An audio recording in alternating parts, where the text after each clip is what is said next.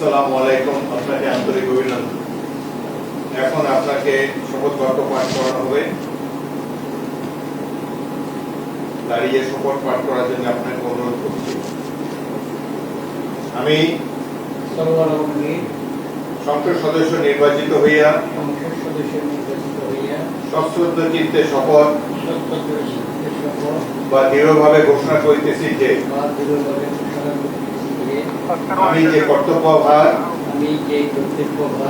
গ্রহণ করিতে যাইতেছি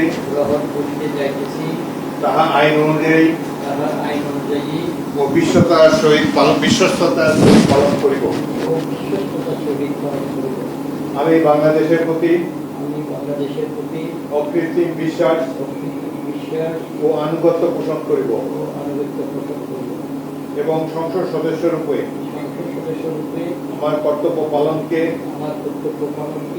ব্যক্তিগত স্বার্থের দ্বারা প্রভাবিত হইতে দিব না।